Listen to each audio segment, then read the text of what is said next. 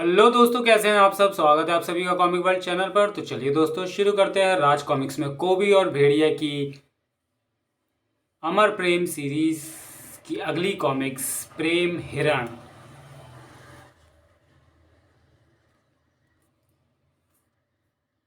पिछले भाग प्रेम नाखून में आपने पढ़ा कि जंगल निशाचरी के आतंक से ग्रस्त था। मदद के लिए आया कुल बुल कबीले का शक्तिशाली बैल बुल्ला।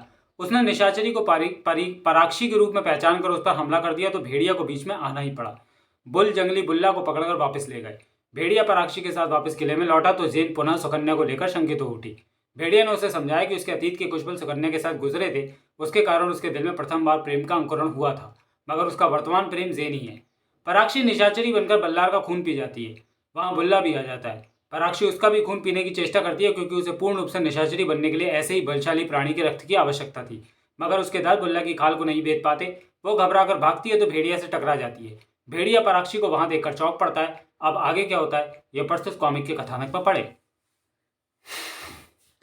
अवश्य पढ़ें अमर प्रेम सीरीज की अमर प्रेम कथाएं, प्रेम ऋतु, कोबी प्रेम, गुरु भोकाल, कोबी दक्षिणा, अमर प्रेम, प्रेम बला और प्रेम नाखून। और ये सभी कॉमिक्स इन सभी कॉमिक्सों की मैंने प्लेलिस्ट बना दी है सीरीज की। आपको ये सारी कॉमिक्स उस प्लेलिस्ट में मिल जाएंगी। भेड़िया, वो बुल्ला फिर से मेरे पीछे लग गया। मगर ये तुम्हारे पीछे कहाँ से लग गया? क्या ये तुम्हें खोजता फिर रहा था? हाँ, माफ करना भेड़िया, तुमने मना किया था, पर बुल्ला और बैल जैसी शक्ल वाले जंगलियों को देखने के बाद मैं अपने आप को रोक नहीं सकी। आखिर अपनी रिसर्च के लिए ऐसे खतरों के विषय में तो मैं सोच कर आई ही थी। बस जा पहुंची बुल्ला कबीले में। बुल्ला वहीं से मेरे पीछे लग गया। पिछली दफ़ा तो इसे इसके कबीले वालों ने ही रोक लिया था। इस बार मुझे पूरी ताकत के साथ इससे जूझना होगा। आखिर मैंने बुल्ला का नाम कहाँ पर सुना है? बैल जैसे जंगली कहीं तो अवश्य देखा है उन्हें। पराक्षी, अपना हाथ दो जल्दी। पराक्षी शरारत से मुस्कुराई थी। एक ही मुलाकात में हाथ भी मांग लिया भेड़िया। ये मदद का हाथ है, नहीं मांगता तो मेहमान की रक्षा न कर पाने का आरोप लगता। बुल्ला ने अपनी प्रचंड शक्ति का प्रदर्शन किया। उफ, इसने तो अपनी ताकत से पेड़ को ही तोड़ डाला। बुल्ला को क्या पता था कि उसी पेड़ पर ही सो रही है वो मुसीबत भी। कड़ाक! ओ, अरे, इतने मजबूत पेड़ को किसने तोड़ डाला? शायद इसने। बा काक! इसने तो चट्टान भी तोड़ डाली। ओहो, चट्टान के पीछे तो भेड़िया छुपा है, किसी कन्या के साथ। अच्छा जी, हम पेड़ से कूद कर यहाँ छुपे थे, मगर इसने हमें चट्टान के पीछे भी देख लिया। पराक्षी, मैं इससे भिड़ने से बचने की चेष्टा कर रहा था, मगर अब ये मुश्किल लग रहा है। ओह, तो पेड़ को इस बैल ने टक्कर मारकर तोड़ा है। इसकी दुश्मनी भेड़िया से है, तो मुझे क्या लेना देना। चल रे को भी तो यहाँ से। ताकत के मामले में भेड़िया भी कम नहीं था। अगर मैं इसे सींगों से पकड़े रहता तो ये मुझे उठा फेंकता। इसकी दो टांगें मेरे कब्जे में हैं। पिछली दोनों टांगों पर नियंत्रण बनाए रखने के चक्कर में यह आक्रामक नहीं हो पाएगा। इसे उस गड्ढे में गिराना होगा। शिकारियों ने शिकार पकड़ने के लिए उस पर घास फूस ढक रखा था। मैंने कुछ देर पहले ही उस पर से घास फूस हटाई थी। भेड़िया की कोशिश सफल हुई। को भी पुनः बौखलाकर उठ बैठा। उफ, मेरी पूंछ किसने दबा दी? यह गड्ढे में कौन आ गया? अरे, यह बैल यहां भी आ गया। इसी के खुर के नीचे दबी है मेरी पूंछ। ओह, यह तो बड़ा फुर्तीला है। जब तक मैं उठकर इसके पास पहुंचता ये तो गड्ढे की मिट्टी की दीवार को तोड़कर बाहर भी निकल गया। बाहर निकलकर ये फिर से भेड़िया की आ ऊ करेगा। कोबी की भाषा में ऐसी की तैसी। सुश! पर तू यहां से निकल ले कोबी। किसी को पता चल गया कि तेरे यहाँ रहते भेड़िया बैल से पिट रहा था तो जेन तुझे खरी खोटी सुनाए बिना नहीं रहेगी। मुझे शंका थी कि यह गड्ढे को फोड़ फाड़ कर बाहर आ जाएगा। मैं इस शैतान को खींचने और वृक्ष से बांधने में तुम्हारी मदद करती हूँ। बुल्ला ने उसे ही खींच लिया। बाज पुश! उफ, ओ नहीं! भेड़िया ने तोड़ ली वो मोटी शाखा। उफ, यह अत्यंत बलशाली है। भेड़िया, हम भी तुम्हारे साथ हैं। खदेड़े उसे पीछे उस गुफा की ओर। भेड़िया ने अद्भुत ताकत का प्रदर्शन किया उस चट्टान को गुफा के मुंह पर सरका कर। उफ, पराक्षी, तुम पीछे रहो। ये तुम्हारा काम नहीं है। जानती हूँ कि ये मेरा काम नहीं है, लेकिन तुम्हारी मदद तो कर ही सकती हूँ। ये क्या? ये पूछ तो कोबी की है। इसका मतलब कोबी भी गुफा में है। बुल्ला ने सींगों की चोट से चट्टान भी तोड़ डाली था, मगर अब वो गुफा से बाहर नहीं निकल पाया। अरे ओ नामराद कहीं के! मैं पेड़ पर सोया तो तूने पेड़ गिरा दिया। मैं गड्ढे में जाकर सोया तो तू वहां भी आदम का। मैं गुफा में सोया तो तूने यहां भी मेरी नींद खराब कर दी। दुश्मनी भेड़िया से और निकाल मुझसे और मुझ पर आया। था अद्भुत। जंगल में कोबी से अधिक ताकतवर भला कौन होगा। शायद इस अकेले का ही रक्त पीने के बाद मुझे वो शक्ति मिल जाएगी, मगर इसका रक्त पीने के लिए मुझे पहले बुल्ला का रक्त पीना होगा। भेड़िया, तू ये इलाका छोड़कर चला जा या दूर जाकर लड़ उस नामराद बैल से। मेरी नींद क्यों खराब कर रहा है। इस कन्या के सामने अपनी शक्ति का प्रदर्शन करके भेड़िया की किरकिरी करके और भेड़िया को डांट कर मजा आ गया। कोबी बच, वो बुल्ला था। फिर आ गया। छपाक। ओ, शक्ति प्रदर्शन। बुल जंगलियों ने आकर बुल्ला को थाम लिया। बुल्ला को बांध कर रखो, ये फिर मेरे मेहमान के पीछे पड़ गया था। ये बार बार ऐसा क्यों कर रहा है। ये लड़की ठीक नहीं है। बुल्ला गलत नहीं हो सकता। ये उस निशाचरी की खोज कर रहा है। बुल्ला, कहीं यही तो नहीं है वो निशाचरी। बुल्ला ने हामी भरी। बाँ,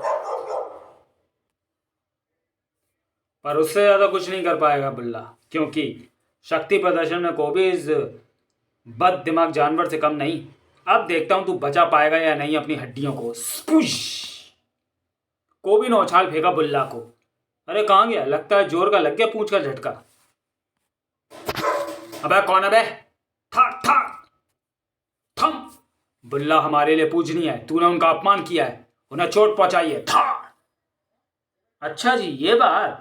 जरा धूल झाड़ लूं। कमबख्त जंगल में धूल कुछ ज्यादा ही है। था। मेरी तो झड़ गई, अब तुम्हारी भी झाड़ दूं। इनको समझा देना भेड़िया कि कोबी के आगे दोबारा अपनी शक्ति का प्रदर्शन ना करें। भेड़िया देवता, ये कोबी ने ठीक नहीं किया। बुल कबीले से दुश्मनी उसे महंगी पड़ेगी। वो कोबी है, महंगा सस्ता देखने लगे तो उसे कोबी कौन कहेगा। आओ पराक्षी, मैं ताकतवर जंगली लड़ाकों पर रिसर्च करने के लिए कबीले में घूमती फिर रही हूँ, पर यह कोबी तो ताकत का पहाड़ है और लड़ाई के लिए पहली ज़रूरत ताकत की ही होती है। ताकत से उफनती नदियों का रुख नहीं मोड़ा जा सकता। ताकत से तूफानी हवाओं को नहीं रोका जा सकता। कोई भी लड़ाई सिर्फ और सिर्फ बुद्धि से ही जीती जा सकती है। उसमें ताकत का प्रयोग किसी शस्त्र की तरह किया जा सकता है। तुम्हारे तर्क में दम है। पराक्षी, बुल जंगलियों के कथन का बुरा मत मानना। ये लोग अंधविश्वासी होते हैं। मैं समझ सकती हूँ। अरे, तुम्हारी कौनी से रक्त बह रहा है। हाँ, रुको, कुछ देर रुको। क्या ढूंढ रहे हो भेड़िया। ये घृत कुमारी का पौधा जंगल में अक्सर मिल जाता है। कचाक। जंगल के लोगों की एंटीसेप्टिक क्रीम।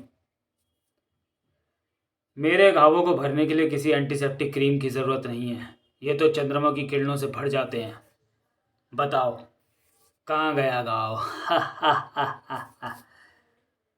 पराक्षी वापस पलटी तो बौखला गई। अरे जिन, तुम यहाँ क्या कर रही हो। मेरा मतलब यहाँ कब आई। भेड़िया की जिंदगी में और किले में तुमसे पहले, और छत पर चार निकलने के बाद।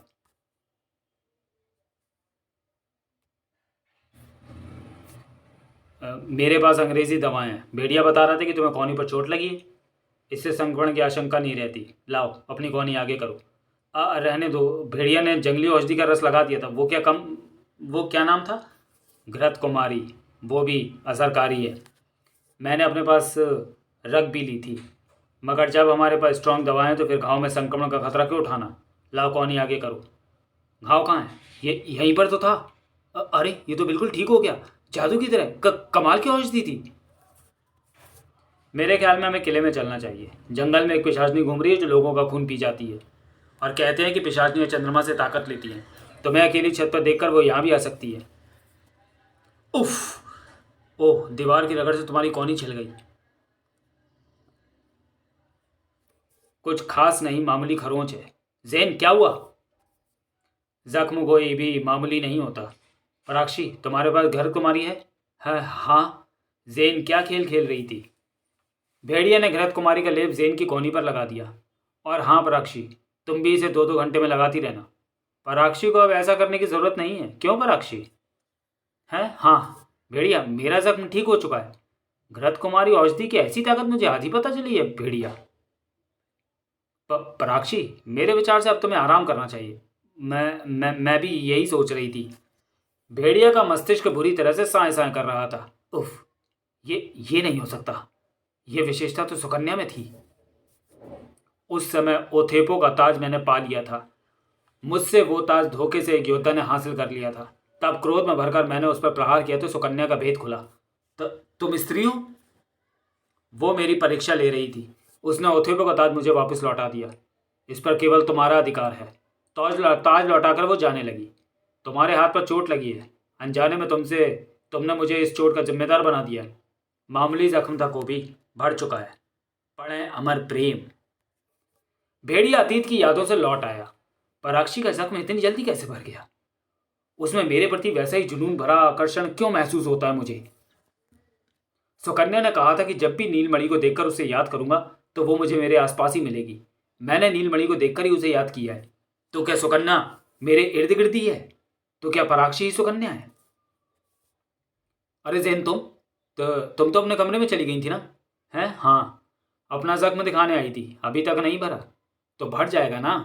घृत कुमारी के असर से इसे तुरंत भर जाना चाहिए था, पराक्षी के जख्म के समान। पराक्षी का जिक्र छेड़कर तुम क्या कहना चाहती हो? जो मैं कहना चाहती हूँ उसे तुम क्यों नहीं समझ रहे हो? तुम क्या कहना चाहती हो? दुनिया में ऐसी कोई औषधि नहीं जो किसी भी जख्म को कुछ मिनटों में इस हद तक ठीक कर दे कि उसके चिन्ह तक शेष बचे ना रहें। पराक्षी के जख्मों पर घृत कुमारी नामक औषधि ने ऐसा जादू कैसे कर दिया? क्यों वैसा ही जादू मेरे जख्मों पर नहीं हुआ? मैं अभी भी नहीं समझा कि तुम क्या कहना चाहती हो। जंगल में एक निशाचरी घूम रही है। तुम्ही ने मुझे बताया भेड़िया कि बुल कबीले का बैल बुल्ला 2 बार पराक्षी पर हमला कर चुका है। कबीले के लोगों के अनुसार उस बैल के साथ ऐसी धार्मिक मान्यताएं जुड़ी हैं कि वो संकट को देख लेता है और उनसे संकटग्रस्त लोगों की मदद करता है। उसी ने जंगलियों को संकेत दिया है कि खून पीने वाली कोई पिशाचनी है। उसने पिशाचनी को सूंघ लिया है भेड़िया। वो 2 बार उस तक पहुंचा भी, मगर हर बार वो पिशाचनी उसका शिकार होने से बच गई। तो चलिए दोस्तों, वीडियो को यहीं समाप्त करते हैं और मिलते हैं प्रेम हिरण के दूसरे और अंतिम भाग में अगले वीडियो में। तब तक के लिए धन्यवाद।